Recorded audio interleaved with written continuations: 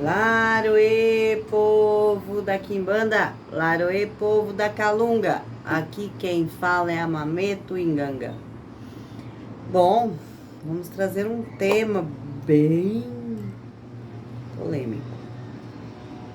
Falta de respeito com os sacerdotes. Veja, eu entendo perfeitamente, porque nós estamos vendo, não só eu, como outros sacerdotes sérios, de candomblé, umbanda, quimbanda, ifá, enfim. Nós estamos vendo, vocês não se enganem, tá? Nós estamos acompanhando os marmoteiros, né? Pessoas que não têm condições de abrirem um terreiro, uma casa de quimbanda, um lé, né? Não tem. As autorizações não foi preparado para aquilo, né? Ontem mesmo eu estava conversando com um mestre de quimbanda e ele falou para mim, ele falou, olha, queriam me contratar para montar alguns assentamentos, porque eles queriam, né, essas pessoas queriam abrir uma casa. Eu falei, mas bicho, a pessoa vai abrir uma casa, ela não sabe montar assentamento. Precisa que você faça. Então, algo tá errado, não é? Algo tá muito, mas muito errado. Entenderam? Né? Outros tantos aí, eu sou babalaô do Ifá. Aí você vai, começa a ver, analisar. Eu sei que tem diferenças entre famílias em Iorubolândia, né? Lá no Iorubá. Eu sei que tem diferenças entre famílias, né? Em como cultua-se os orixás, né? Até mesmo como se cultua Orumilá. Mas existe semelhanças, certo?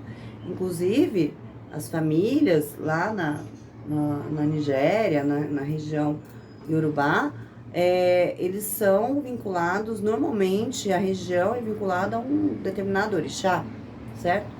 Então, é natural que você tenha algumas diferenças, ok? Entretanto, né, nós identificamos quem é quem aqui, não se enganem, né? Mesmo porque aquilo que a gente às vezes tem dúvida, o Meridio Logum conta. Não se enganem, tá? Então, e eu falo isso também com relação ao candomblé, eu falo isso também, não sou expert em candomblé, não tenho, eu tenho muitos irmãos que são do Ifá, que são do candomblé, né, que são babalorixás e alorixás, né, e eu respeito muito, porque são antigos, né, não são aventureiros, entendem?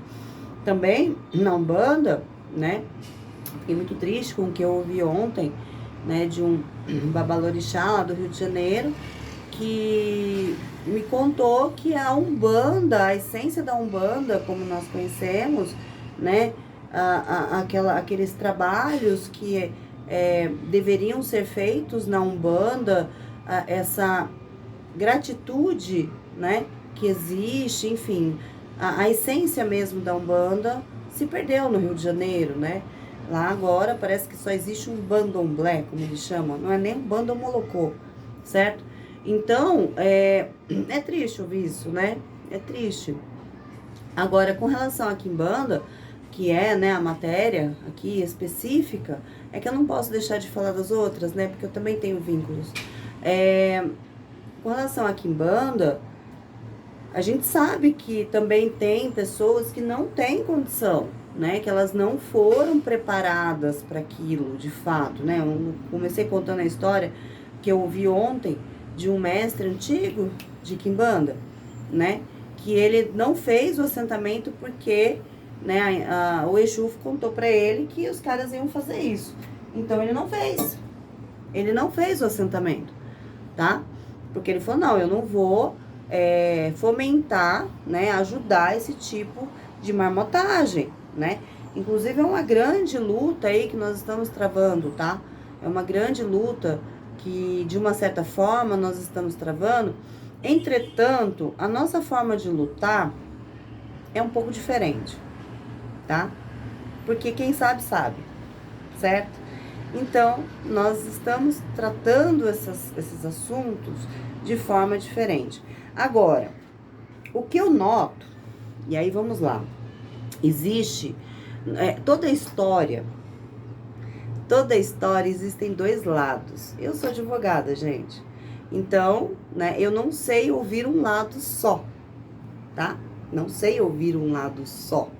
Eu preciso ouvir todos os lados, tá? Sobre aquele assunto. Então, o que eu ando notando também, tá? Existem pessoas que não têm rumo, tá?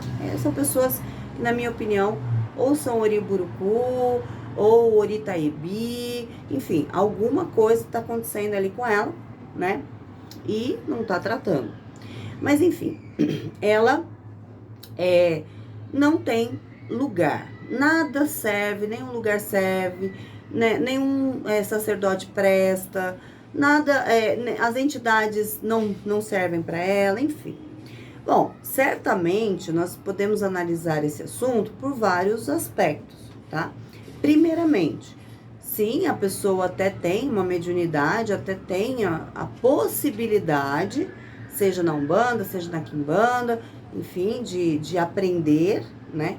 De desenvolver-se, né? Desenvolver-se. E ela não consegue, né? Ela não consegue por uma série de razões. Inclusive, o Ori é o que mais determina isso, tá? Com certeza, né? O Oriodé dela não tá bom. Não tá nada bom, né? Mas ela também não quer mudar, né? Ela não quer aprender. Ela não quer entender, né? Porque, por algum motivo, ela se acha, né, a dona da verdade, a dona da razão. Muito bem, eu tenho 50 anos, tá? 50 anos, pode não parecer, mas eu tenho. Desses 50 anos, eu tenho 50 anos, pelo menos dentro da Umbanda, tá? Dentro do ocultismo, dentro da Umbanda. A Quimbanda na minha vida, ela é relativamente recente, de algumas décadas aí, mas de qualquer forma, não sou novinha nesse universo espiritual, né? Quando eu era muito criança, eu já conversava com o Exu Pombogira. Então, eu tô dando o meu exemplo, tá, gente? Eu não tô me colocando como o ser mais sapiente do universo, não é isso. O que eu quero dizer é o seguinte, que mesmo nos meus 50 anos, eu me coloco sempre na posição de humildade, porque eu não sei nada. Embora eu esteja em constante aprendizado, embora eu já tenha viajado o mundo inteiro, atrás de muitas respostas, conhecido outras culturas, outras religiões, né, obtendo esses conhecimentos, não foi informação, foi conhecimento, tá? Eu ainda me coloco na posição de aprendiz, tá? Então, e isso, de uma certa forma, claro, todos os sacerdotes, pelo menos aqueles que são realmente sacerdotes, também se colocam nessa posição de aprendiz. Ele pode, às vezes, não comentar, tá? Mas, com certeza, cada consulente, cada filho, né, enfim, que chega até ele com uma determinada situação que, de repente, ele não viu até aquele momento, ou que ele até viu, mas não daquela forma, certo? Porque cada pessoa é uma pessoa, cada situação, de fato, é uma situação, tá? Um diagnóstico é um caminho, não é um fim, tá? É um meio, não um fim, ok? Então, ele se coloca nessa posição de aprendiz. Aí me chega, assim, pessoas que não tiveram parado em lugar nenhum, não se fixaram em lugar nenhum, né? fiquei 10 anos em tal lugar, 5 anos em tal lugar, e não adquiriu nada, né? Você pergunta pra pessoa, fala, fulano, tá, o que você fazia no terreiro, né? Seja de Umbanda, que é o mais comum, né? Ou na Quimbanda, qual era o seu cargo? 5 anos, 7 anos, 10 anos, né? Alguma coisa ele faz ali, certo? Não fazia nada, eu não podia fazer nada. Não, peraí. Isso não existe, né? Isso não existe. Mas é que o sacerdote é marmoteiro. Eu falei, cara, você demorou 5 anos pra perceber isso? Vocês entendem isso? Então a gente começa a reparar que a questão não é sacerdotal. A questão é das pessoas também. Vamos, né? Ouvir as duas histórias. Lembra que eu falei pra vocês? Né? E vocês podem apostar que essas pessoas, quando elas entram, primeiro que elas entram falando mal do sacerdote delas. Eu não deixo. Eu não aceito isso. Tá? Eu não aceito, eu não quero nem ouvir. Né? Quando começa, fala, não, depois a gente conversa. E isso aí vai, né? Eu não quero saber. Mesmo porque eu já sei o suficiente, né? Eu tenho os meus dedos duros, tá? Entretanto, essa pessoa, eu também sei quem ela é, de fato, tá? Mas eu não fecho a porta do terreiro. Aqui em Umbanda é outra história, tá, gente? Mas a Umbanda, eu não posso fechar a porta do terreiro para as pessoas se desenvolverem, entendeu? Né? Aprenderem. Isso eu não posso fazer, né?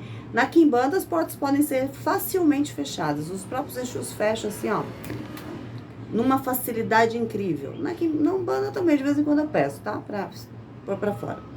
Mas enfim, você começa a reparar que aí começa a se questionar, peraí, o problema era o sacerdote ou é a pessoa? Certo? Então é importante a gente refletir sobre isso, porque eu entendo ser humano, né? Estudei para isso, inclusive, e estudo até hoje. A questão é que até que ponto, né, a pessoa quer realmente aprender e se autoconhecer, principalmente, né?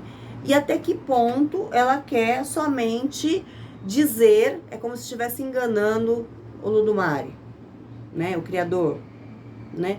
Ninguém engana ninguém. Gente, ninguém engana ninguém. Ninguém engana Exu, ninguém engana Pombogira, esquece. Esquece que isso não existe. Só vai enganar se não tiver ali. Agora, se tiver, não vai enganar. Esquece. Porque eles contam. Eles contam. Isso quando eles não falam na cara da pessoa e eles falam. Não tenho dúvida. Né? Não tenho dúvida. Né? Quando o seu Tata Caveira fala, não faz nem curva. É pá! Dá até dó da pessoa quando eu fico sabendo o que aconteceu. Entendem? Então, parem de tentar iludir e se iludir. Ok? De repente, a Umbanda, a Quimbanda, o Ifá, o Candomblé, Allan Kardec, sei lá. Não é pra você, meu amigo. Não é. Vai pra igreja. Tem algumas aí, várias. Só não sei se você vai conseguir fazer o que você quer. Certo? Ou não vai pra lugar nenhum. Vive tua vida. Vive. Sabe, mas não enche o saco da gente. Não enche. Porque a gente vai ser obrigada a pedir pra Exu resolver. A pedir pra Pombogira resolver. E vai doer no lombo. Vai doer no lombo. Vocês não tenham dúvida. Quem não respeita casa que tem Exu e Pombogira de verdade vai aprender na porrada. E aí vai sair pior do que entrou. Infelizmente. E eu não quero saber, não está sob meu controle. Porque eu falo pra eles, eles falam pra mim, você quer ser boazinha? Eu não, porque vai fazer mal pra mim, vai fazer mal pros filhos que estão levando a sério. Então, deixa na minha mão. E eles fazem, gente. É assim, é quase que instantâneo. É quase que instantâneo. Entenderam? Então não brinquem. Não brinquem também. Se estão brincando com vocês, né, com as marmotagens, não são sacerdotes, ok? Não são tatas, não são mametos, não são mamas, tá? Não são babalorixás, não são babalaôs. É assim, é até ofensivo chamá-los dessa forma, né? Porque você tá ofendendo a gente, tá ofendendo a quem é sério, certo? Eles não são. Se vocês querem brincar com eles, ou eles estão brincando com vocês, a brincadeira, o playground está completo. Agora, não venham brincar com sacerdotes de verdade, em casas de verdade. Porque o pau vai torar. Porque a gente não admite isso. Nós temos adoração pelos nossos Exus, pelos nossos pombogiras, pelos nossos orixás, pelos nossos falangeiros, pelos, né, os mortos. Então, nós não admitimos brincadeira. Muito menos eles. Porque eles são sérios. Estão aqui, não estão para brincar. Estão aqui para trabalhar. Estão aqui para fazer o que tem que fazer. Certo? Se eles são chamados, não é para brincar.